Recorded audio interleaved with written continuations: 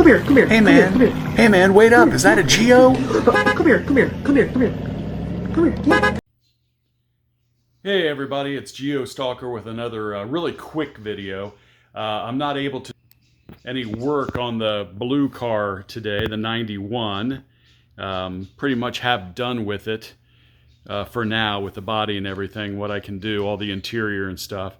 I got to readdress the sunroof issue, obviously. I do have a spare one. That was the old one. That was unfortunately pretty leaky. But I was able to find a good one, good used one. Got it stored up there. So maybe I put it back in, maybe I look for another solution. But today, what I'm working on is where the side hatch cover pieces, the mounts, two of them I have. So I do have a hatch cover for this car. So I got the 6 bolts, 3 for each side. The one for the right side, this is the right side one, is in perfect shape. It's black. This one, however, is not. It's been, I don't know, somebody threw some lumber or something into the back of their car and totally crushed it. So the crack starts all the way down here, kind of meanders its way around, busts out a little bit. I got all the pieces to it, except one. So there's this one little indentation there. It's only being held on basically with duct tape and prayer. So the previous owner just put some tape on the back, and that sort of worked for a while, because really the only thing you need to hold the hatch cover on is for this to be sturdy up here in the top, in the front. This can be a little dilapidated and still work, but I'm going to fix this. So it's an off day. I'm going to take all the tape off. I've got some JB Weld, and let's see what I can do with this.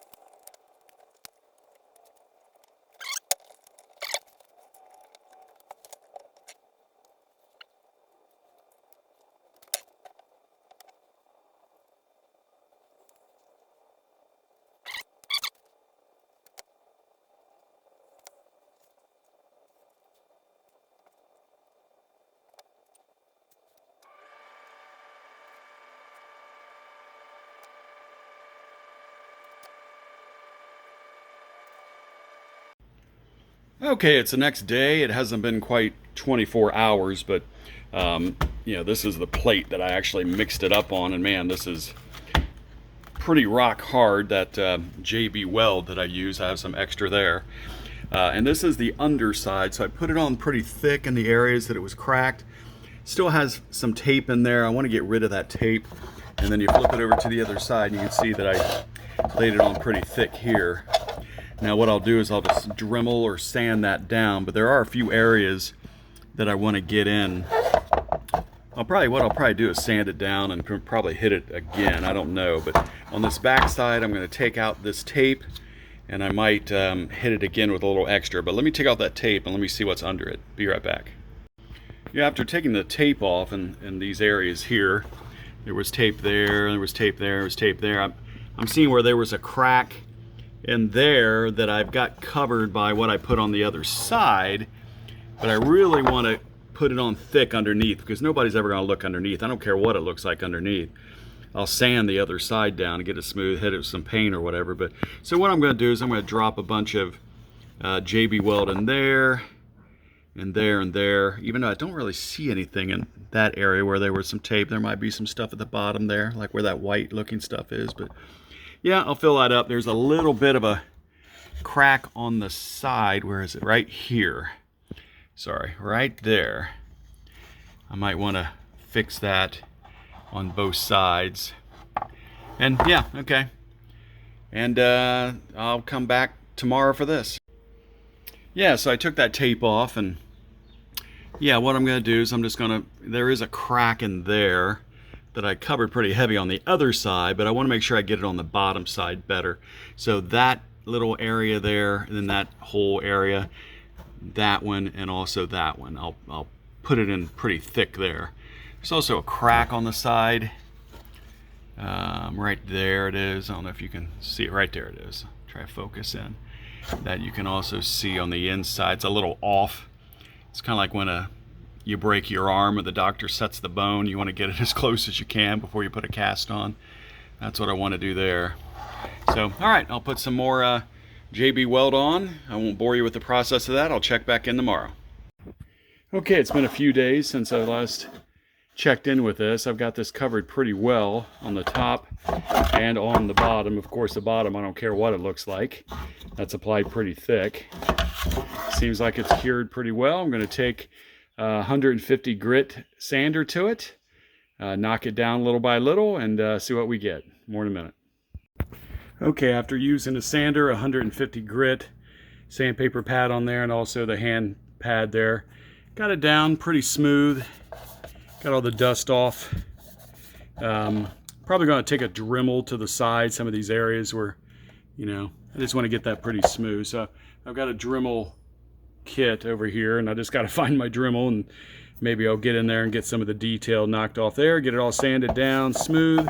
This is smooth. I mean, you can see the crack, but it's smooth. You can see the cracks here, but it's smooth because of all the stuff that's underneath. So once I get this sanded and hit it with black, and then also hit that with black, maybe knock that down with some sand, a little sandpaper a little bit, and hit it with black, and it should look decent. Better than it did. More in a bit. Well, as it turns out, my Dremel is broken, so I just sanded it down pretty well. This is the one in question. So the top, that's actually flat there. It's just the stuff underneath. I got to put a few more coats of paint on it. I found this Rust-Oleum matte hammered black because the plastic was already sort of matted in the way that it's crinkled, so I wanted to keep that on this side over here with a matte finish. It seems to do that. So probably a few more coats, and those visible lines will go away, but even if not, that's pretty good. I mean, it's not going to collapse, it's not going to break on me. So we'll get these dry and put a few more coats on it, let it dry, and then install them tomorrow.